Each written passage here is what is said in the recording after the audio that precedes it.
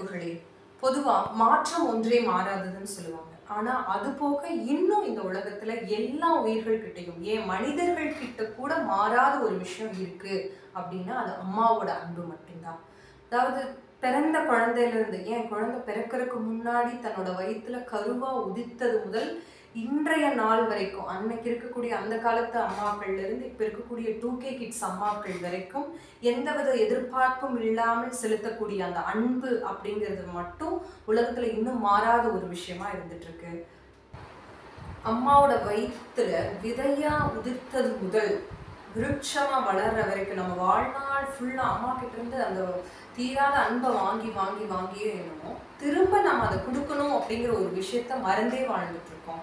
இப்போ பொதுவா பார்த்தீங்க அப்படின்னா, ஒரு அரை காசு ஆரஞ்சு மிட்டாயா இருந்தா கூட தன் குழந்தை ஸ்கூல்ல இருந்து வந்ததும் அதை திரும்ப கொடுக்கணும், அந்த குழந்தை கொடுத்துடணும்னு முந்தானையில முடிஞ்சு வச்சு காத்திருக்கக்கூடிய அம்மா, இல்லை ஒரு ஸ்கூல்ல இருந்து, ஒரு காலேஜ்ல இருந்து, ஒரு ஆஃபீஸ் முடிச்சு, இல்லை ஒரு ட்ரிப் முடிச்சு வரக்கூடியவங்களுக்கு அந்த களைப்பை போக்குறதுக்காக கையில கலந்து வச்சிருக்கக்கூடிய காஃபியோட காத்துட்டு இருக்கக்கூடிய ஒரு அம்மா. நீங்க ஒரு பெரிய சோகமா எந்த ஒரு விஷயமா இருந்தாலும் அம்மா கிட்ட போனா இது சரியாயிடும்னு சொல்லிட்டு அவங்க மடியில படுத்து தன்னோட அந்த மிருதுவான விரல்களை வச்சு தலையை கோதி விடும்போது இருக்கக்கூடிய அந்த தருணம். அது போக இப்போ ஒரு சப்போஸ் உங்களுக்கு ஒரு ஹெவி ஃபீவரா இருக்கு, ஒரு மேல்நாட்டு மருத்துவத்திற்கு மசியாத காய்ச்சல் கூட அந்த அன்னை அவளினுடைய ஸ்பரிசம், அந்த ஒரு எண்ணெயை சூடு பண்ணி அந்த மிருதுவா தடவி விடும்போது சரியாயிரும்னு நினைக்கக்கூடிய அந்த அம்மா. அதாவது ஒரு இது ஜாதி மதம் மொழி இது எல்லாத்தையும் தாண்டி ஜெயித்து நிற்கக்கூடிய ஒரு விஷயம் அப்படிங்கிறது அம்மாவோட அன்பு. இது எப்படி சொல்றேன் அப்படின்னா, ஒரு குழந்தைக்கு ஒரு ரொம்ப உடம்பு முடியல அப்படின்னா ஒரு இந்துவாக இருக்கக்கூடிய ஒரு அம்மா கூட ஒரு இஸ்லாம் பள்ளிவாசலுக்கு சென்று மந்திரிச்சுட்டு வந்தா ரெடி ஆயிடும் அப்படின்னு சொல்றதை கேட்டு நம்பி போகக்கூடிய அந்த தாயுடைய பாசம். இப்போ ஒரு தேர்வுக்கோ இல்லை இன்டர்வியூக்கோ தன்னோட குழந்தை போகுதுன்னா அந்த குழந்தைக்காக ஃபாஸ்டிங் இருக்கக்கூடிய அம்மா. இந்த மாதிரி சின்ன சின்ன விஷயங்கள் மட்டும் இல்லாமல் எவ்வளவோ பெரிய விஷயங்களை மிக அதிகமான இன்னல்களையும் இழப்புகளையும் தாண்டி கூட தன் வயிற்றில் உதித்த அந்த சிறு விதை மிகப்பெரிய விருட்சமாக பல பேரும் புகழும் செல்வ செழிப்பும் மிக்க ஒரு பூத்து குழுங்கக்கூடிய விருட்சமாக மாறதுக்காக அவள் கடந்து வரக்கூடிய இன்னல்களும் இழப்புகளும் ஏராளம்.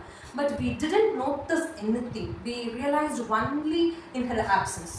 ஸோ ஏன் அவளுடைய ஆப்சன்ஸில் நம்ம போய் அந்த இழப்புகளையும் எதிர்பார்ப்புகளையும் அவங்க இல்லாதப்ப நம்ம ஏன் ஏங்கிட்டு இருக்கணும், இருக்கும்போதே அவங்களுடைய ஏக்கங்களுக்கு தீ போடலாமே. அட் அ சைல்ட்ஹுட் பீரியட் நம்ம என்ன பண்ணுவோம்னா, ஒரு தூங்கிட்டு இருக்கும்போது அம்மா ஏன் சரி திரும்பி படுங்கம்மா, உங்கள் முகத்தை எனக்கு காட்டுங்கம்மா. ஸோ அந்த மாதிரி அவங்களோட அருகாமையை ரொம்ப நம்ம நாடுவோம். அதுக்கப்புறம் நம்மளுடைய குழந்தையினுடைய மழலை பருவத்திலிருந்து பள்ளி படிப்பினுடைய பாதி வரைக்கும் என்னன்னா நிறைய கதையாக அந்த குழந்தை அம்மா கிட்ட பேசிக்கிட்டே இருக்கும். அதுக்கப்புறம் காலம் செல்ல செல்ல அந்த கால ஓட்டத்தில் புது நட்புகளால், காதலால், கல்யாணத்தால் தன் தாயை விட்டு அந்த குழந்தை ரொம்ப தொலைவாகி போகும். அந்த தருணத்துல அம்மா தன் குழந்தை, தன் மகன் அல்லது மகள் ஒரு 2 நிமிடம் நமக்காக செலவு பண்ண மாட்டாங்களா, நம்ம கிட்ட ஒரு அன்பா பேச மாட்டாங்களா அப்படின்னு ஏங்கி கொண்டிருக்கக்கூடிய அந்த கண்ணில் தெரிகின்ற ஏக்கத்தை கவனிக்க நம்ம நிறைய டைம் தவறிடுறோம். ஒரு குழந்தை நல்லவனாவதும் தீயவனாவதும் அவள் அன்னை வளர்ப்பதிலே அப்படின்னு சொல்லுவாங்க. அப்போ ஒரு குழந்தைய நல்லவனா, ஒரு முழுமையான மனிதனா சரியாக வளர்ப்பதற்குள் அவள் படும் பாடுகள் தான் எத்தனை எத்தனை.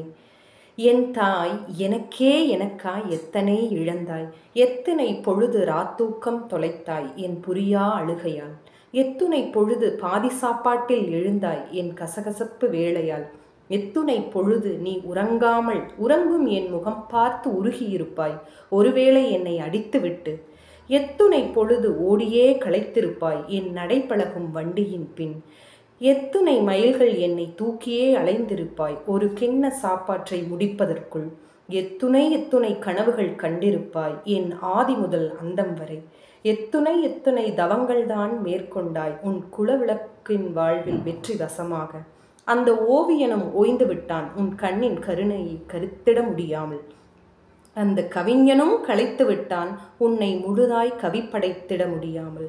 அம்மா நீ அதிசயத்தையே அதிர வைக்கும் பேரதிசயம்.